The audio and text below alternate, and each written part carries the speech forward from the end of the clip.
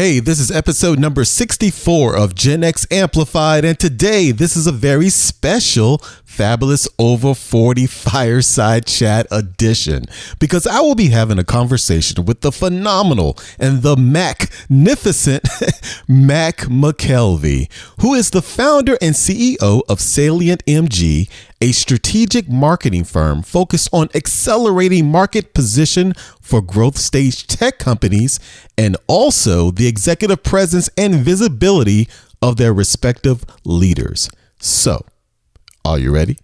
Let's do it. You know, I think that is the best way to start control because you get to control your narrative and you get to put value. Your name is the only thing you'll ever own. Make it mean something. And there's no time like the present for that to happen. Welcome to Gen X Amplified, where we bring you inspirational and entertaining conversations with successful Gen X leaders and entrepreneurs. This is the show created just for you. The powerful generation between the boomers and millennials to help you amplify your story, Maximize your impact, and become Gen Exceptional in business and in life. Now, here's your host, Adrian Porter. Hello and welcome to another Fabulous Over 40 Fireside Chat and another episode of Gen X Amplified. I am so excited for this conversation today. That is because my guest is without question, a very phenomenal leader. And as I stated in her initial Fabulous Over 40 spotlight, she is a true catalyst of positive and disruption at the highest echelon. She currently serves as the founder and CEO of SalientMG, which is a strategic marketing firm focused on accelerating market position for growth stage companies. Now, some of SalientMG's client roster includes Etsy, Verizon, Starwood Hotels, UberMedia, Caesars Entertainment, and many others. But now she is also a fierce and relentless advocate for diversity and inclusion and representation in every sector in the workforce.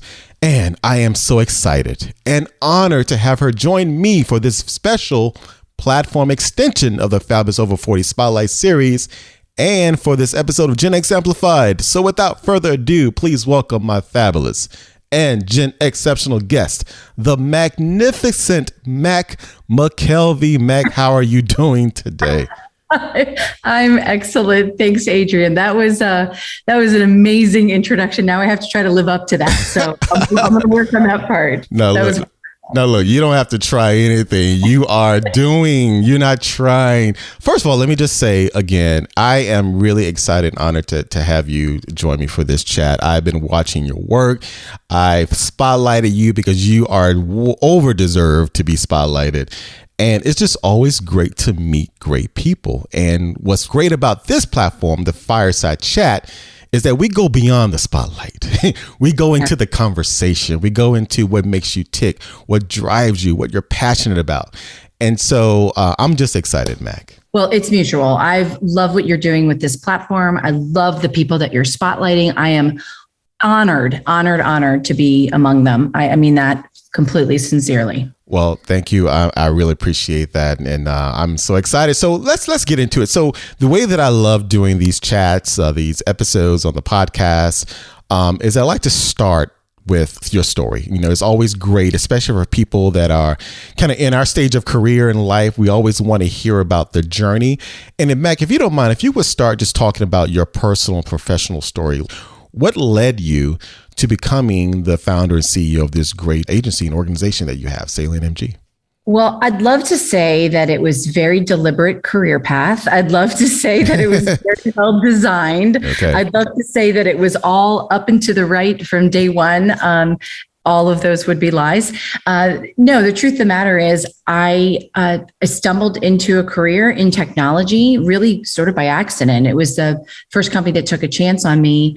And I had to figure out what to do with this career thing. I didn't have a lot of great mentors early in my career to help point me in the direction. It wasn't until a little bit later that I was able to just get some phenomenal sponsorship. It wasn't even mentorship, it was sponsorship. So in the earliest days, I took took the first real role that was offered to me and tried to make something bigger. And then the next role, make something bigger out of it. And it was something that I just became innate in, I think, for the rest of my career is this is the job, but what could it be? And if I could make impact in a bigger way, what could that look like? So, I started in corporate America, and I shouldn't even admit this, but doing like contracts management. It was still not what I wanted to do, but I had to get my foot in the door and I had to figure out how to make things happen.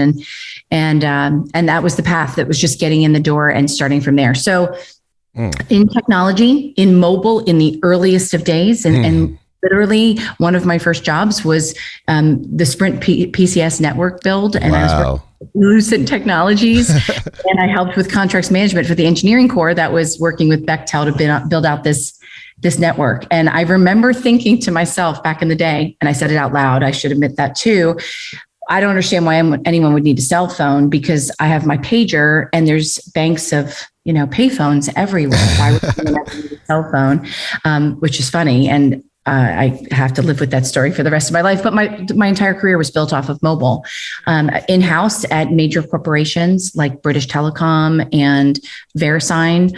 And then on to my first foray into consumer marketing, which was SiriusXM. I think my second day, or maybe my first day, they announced the SiriusXM merger. Wow. Which is really fun when you're brought in to work on customer retention. That's a good first day. And I enjoyed corporate America. I really did. I didn't know any different because that's what I was really working within.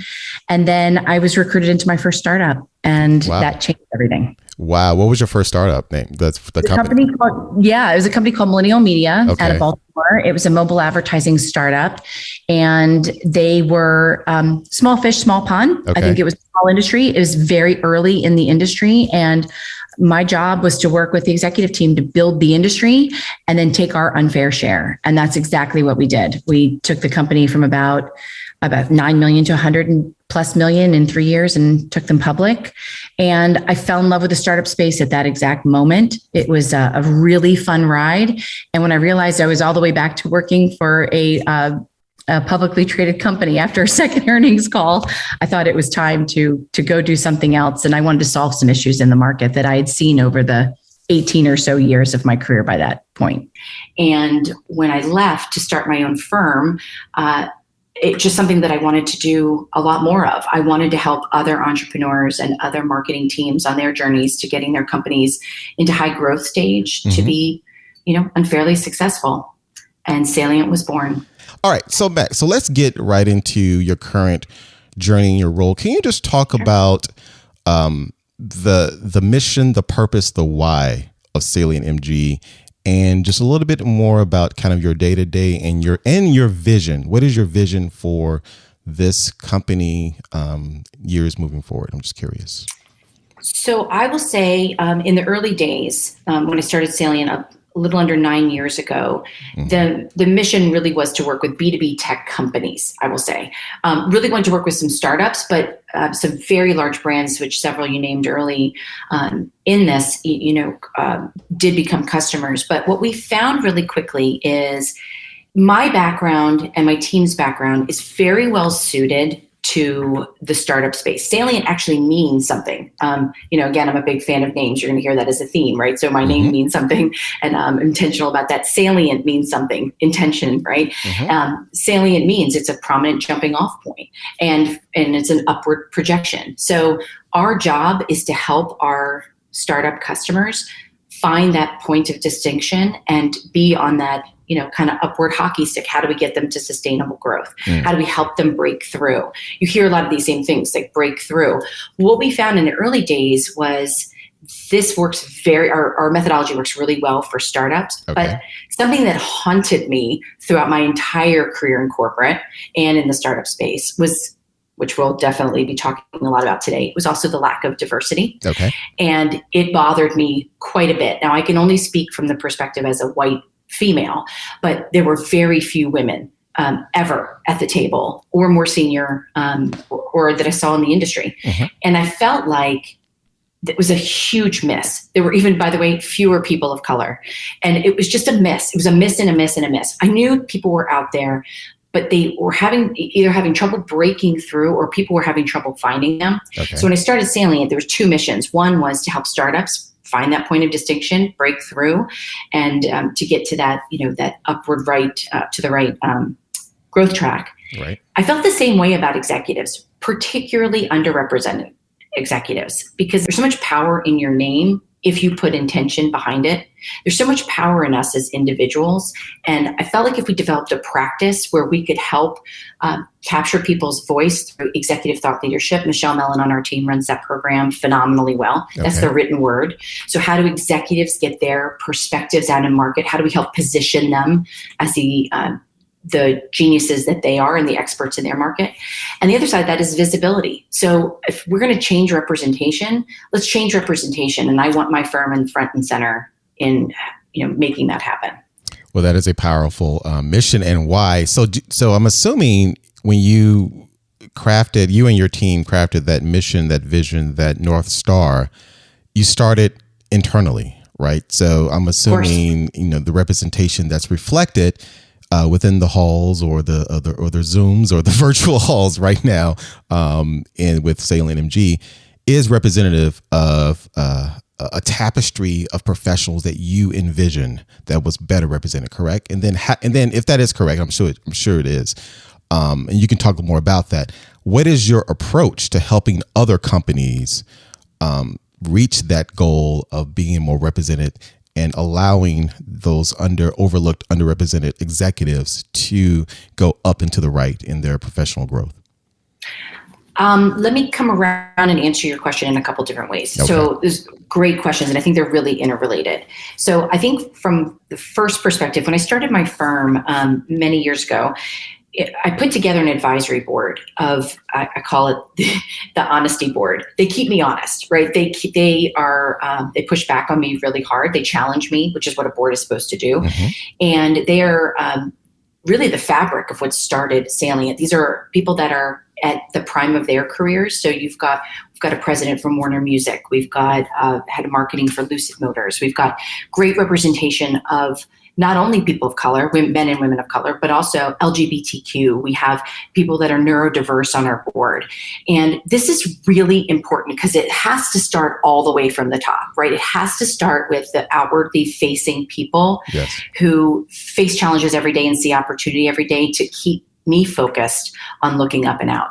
So we started with the board, and they're just tremendous. I have 2 board calls this afternoon to stay in touch with them very regularly, and they're my touchstone. For my team, we do have a diverse team. We have good representation out of the gate. We are always seeking to diversify even further, because the more perspectives we have at the table, the stronger it makes us as marketers. And if any marketer isn't thinking that way, they aren't getting it. The whole world is available if you have the right perspectives and the right challengers at your table. So that was, ingrained from the beginning, and it's ingrained in how we approach even our customer sets. We work with companies that are diverse. That's another, thing that we really look at. If you don't have a woman on your executive team, I'm actually really not interested in talking to you. This is 2022, for God's sake.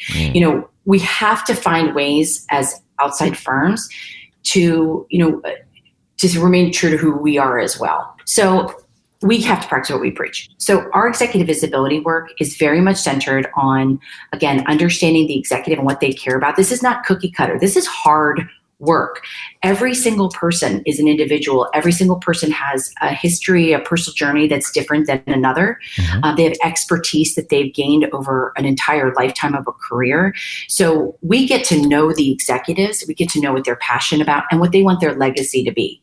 I don't think as professionals we spend nearly enough time about creating legacy, but I think it's really important, because if we want to leave our impact make an impact on the market and leave our footprint, we almost have to back in and look at what we've created to date, where we want to be, and how we're bridging that gap. And that's really how we focus on for our executive visibility, is making sure the executives are in the right room, they're showing up in the right way, their voice is really well heard and understood, and that they are they are seen as the experts in their industry. It's really that simple, and it's really that hard. It's simple and hard. Yeah, exactly. Yes, it is. Creating legacy. I love the way you frame that. So walk us through how that exercise worked, particularly for an executive who may not be as experienced with communicating or thought leadership, or even being reticent with feeling that they do have something to offer beyond just kind of their work. So for example, you maybe work with an executive that want to be seen, that want more visibility, that want to create more impact, but they need help. What is your approach of working with an executive that may be a little shy on that front?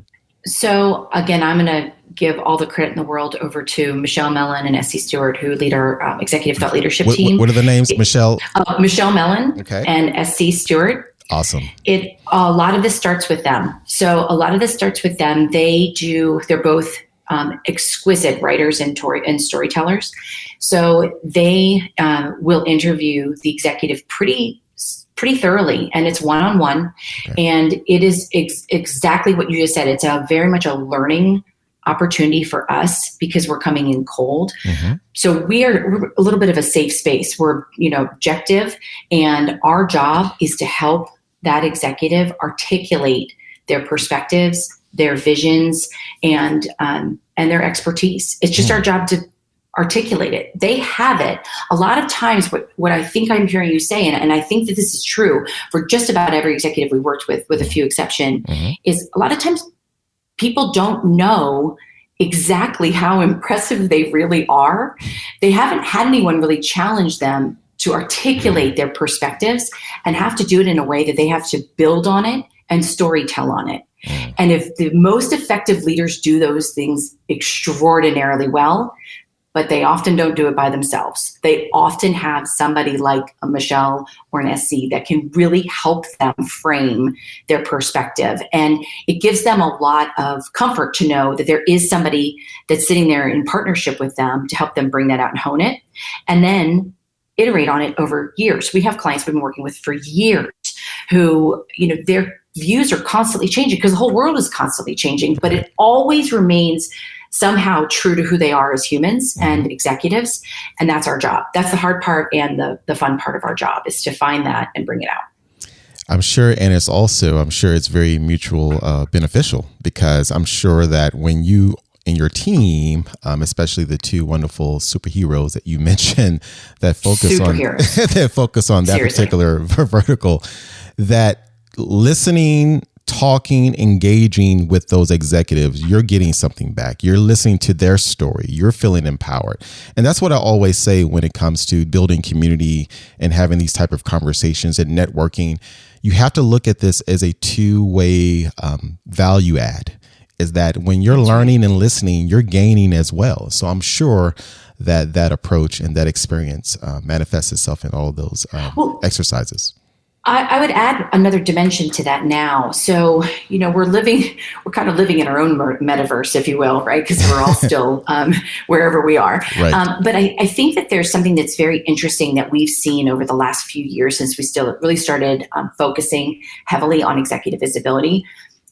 You talked before about personal branding, and that is a piece of this. It certainly is. Mack McKelvey is a person, and you could probably talk to 25 people and they would describe me the same way, right? There isn't a lot of variation in who Mack is, and what you see is what you get with me. So I think that's really important, but that's only a piece of it. If people didn't know who I was, it wouldn't matter, right? So I could have all the best perspectives in the world.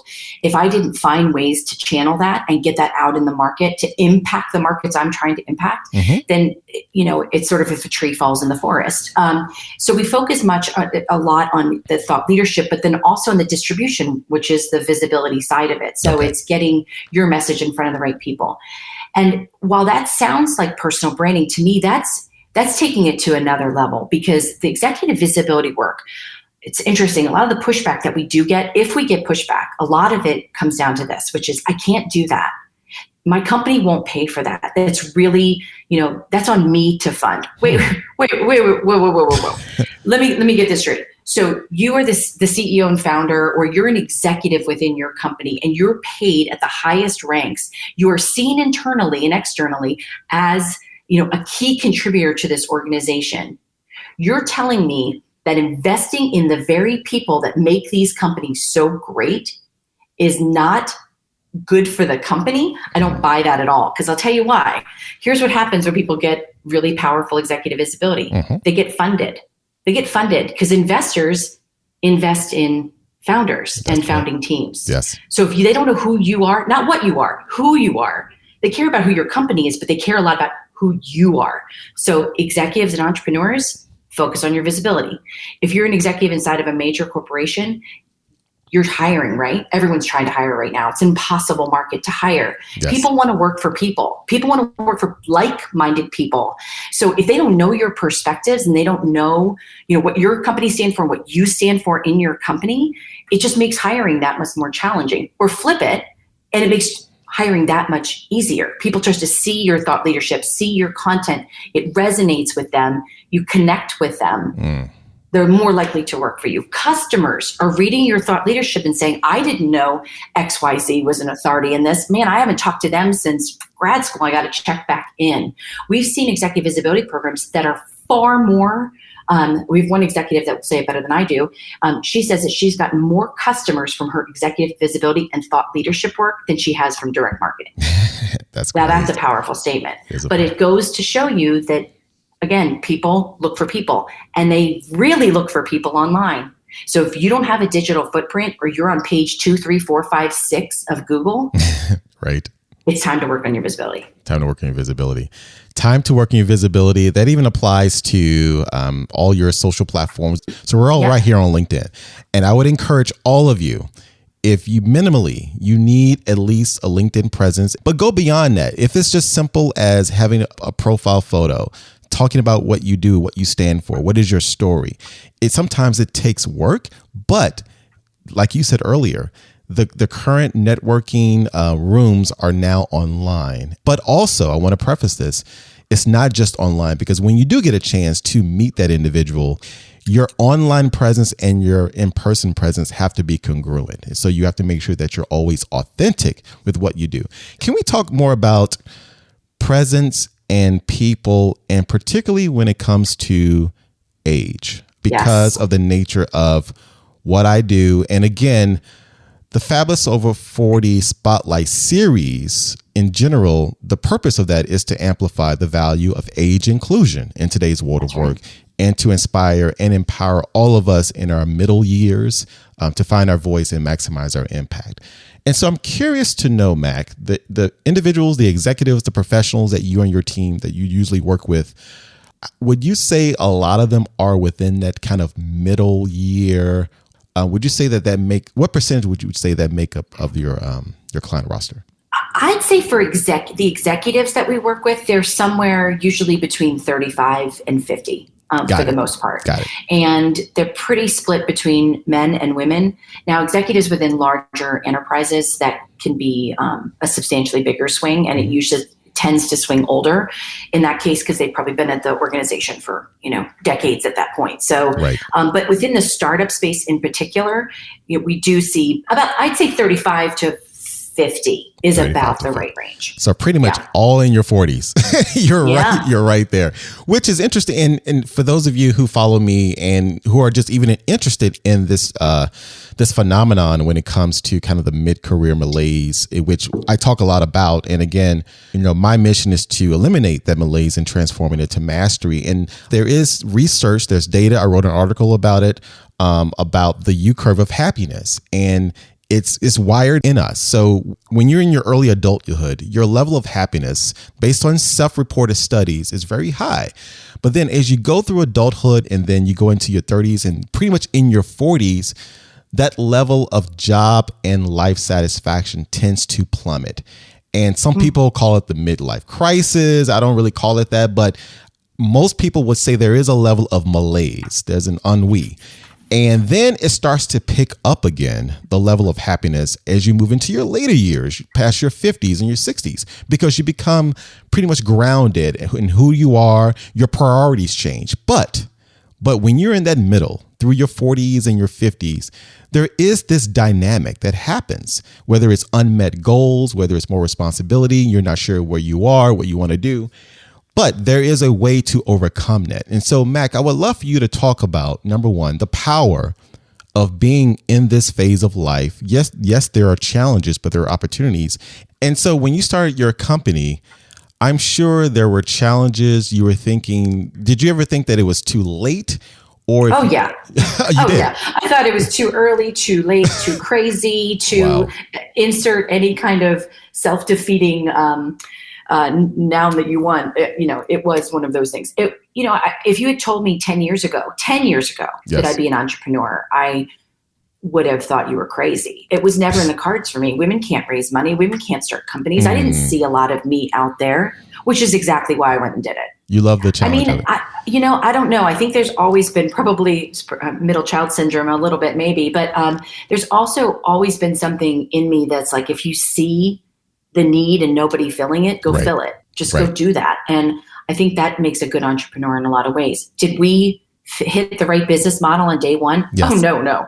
It took years to get this right. And I think that's something that I think patience comes more in your 40s that I didn't have it when I started the company in my 30s. I thought we had failed every time. It was time to wrap it up and go back and get a corporate job every time things didn't go exactly the way that we thought they were going to go. And, that's not the way that it works. And I think the patience that comes in your 40s and a little bit of the calm, at least that's what I have. I'm also an empty nester, and my husband and I we have similar jobs in that we can work from anywhere. So we choose to work from Vermont these days.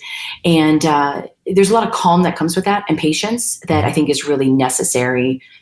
But again, I don't think it's a one size fits all. I know plenty of people in their 40s who are in a different life stage altogether. Yes. They may have young ones at home. They can't take the risk. They may have, not have kids and just really like the stability of what they have. Yes. So I think it really is an individual path. And I don't think there's one right one. I really don't. I think you can look at every successful person from two different lenses and pick it apart.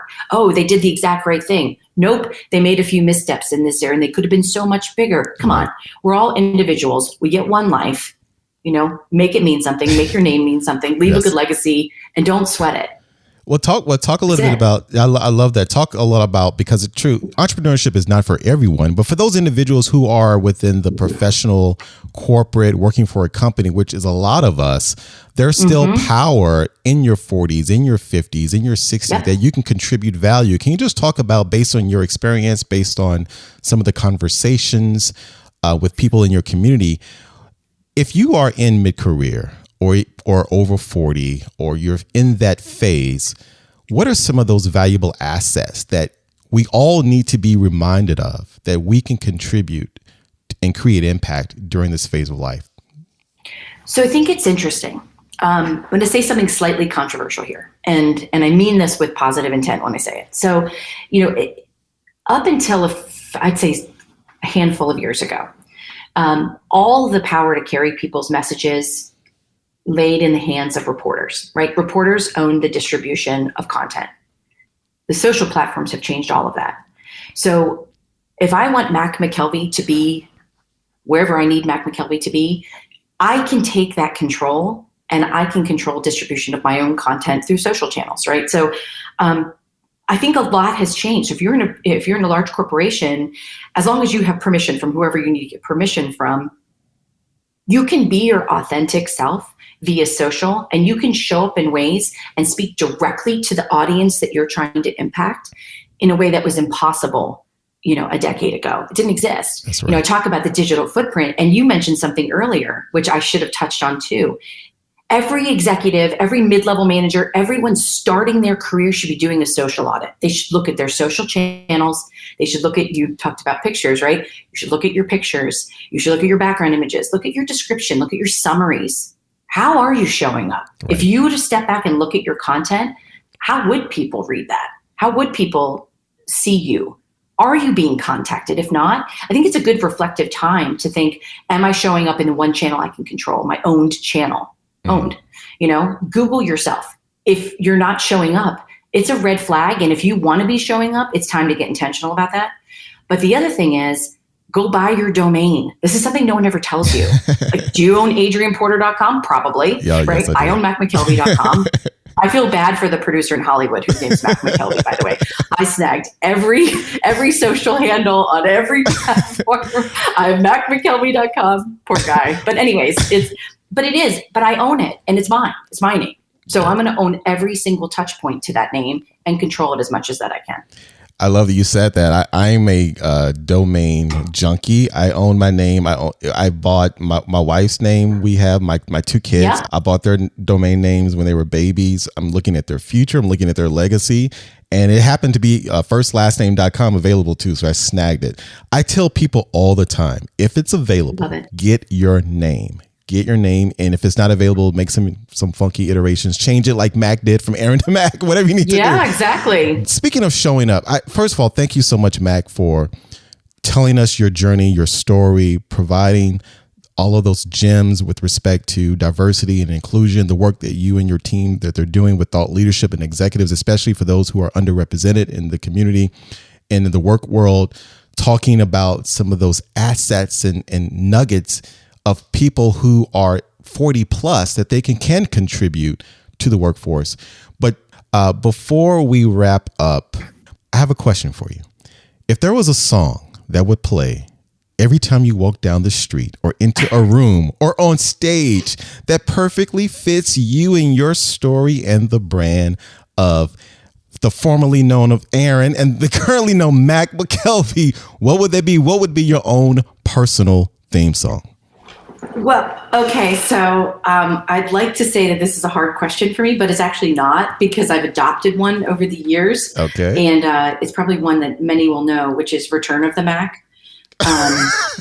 Right? I mean, first of all, it has an insane hook, and it's right there in the name. So when you think you've beaten me down, you're going to get the Return of Mack. So I think I have a little bit of a cheat there. The other one I used when I was younger was Mack the Knife, which is a murder song. So it's probably not the most relevant, but we'll go with Return of the Mack.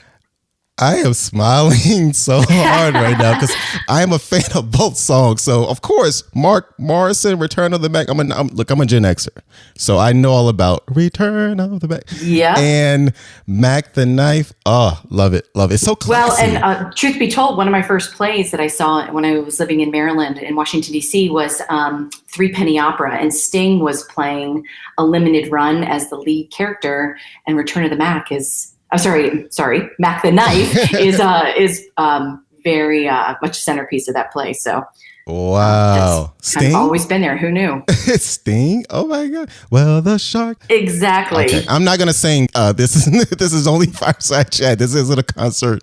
But I love that. Thank you for sharing those answers. It gets more into you and your story. And it's so fitting. Mack the Knife and Return of the Mack. Mack, let me just say, truly, my sincere gratitude to you for joining me on this journey with this fireside chat. I truly appreciate it. Before you go, Mack, can you just leave us with any type of other insights or words of wisdom or just thoughts when it comes to thriving in mid-career over 40 as professionals in this world of work can truly maximize our impact? Thank you to you for having me on. It's interesting. So I'm in the business of getting people recognition. I'm not in the business of getting recognition myself. So to be asked and invited to speak was a true honor. So thank you very, very much to that. So I would leave everybody with this, which is, if we've learned nothing over the last couple of years, it's the power of community, whether that's virtual or in person, and creating community, living community, right? Like we just have to find our people and we have to find the strength in that community. I think there's a lot of power in controlling what you can control. We learned nothing over the last few years. We learned we can't control everything. We can't control a lot of things, in fact, but we can control a few things. So if you can make your name mean something, if you want your name to mean something, if you want to put that, power behind it, I think that is the best way to start control, because you get to control your narrative and you get to put value. Your name is the only thing you will ever own. Make it mean something. And there's no time like the present for that to happen. Wow. Well, there's no time like the present. Mack, thank you so much. I am honored. We made it. we did it. Thank you, Adrian. Wow. Okay. That was such a wonderful chat with my friend, the fabulous and phenomenal Mack McKelvey, founder and CEO of SalientMG, and also one of the featured leaders of the Fabulous Over 40 Spotlight and Fireside Chat series on LinkedIn. So So many great gems we unpacked, right? About professional growth, executive presence, visibility, personal branding, being over 40 and killing the game, and the power of owning and amplifying your name. Mack, thank you so much. I truly enjoyed that conversation. And always thank you to you for listening to the podcast. And please, if you enjoyed this episode and the podcast overall, don't forget to go over to Apple Podcasts or wherever you like to listen to this podcast and give us a great rating and review, which helps us spread the word about the show so we can provide more value to others. And if you haven't already, make sure you follow and connect with me on LinkedIn, and also visit adrianporter.com, where you can learn more about my speaking topics, workshops, keynotes, and the overall mid-career mastery movement.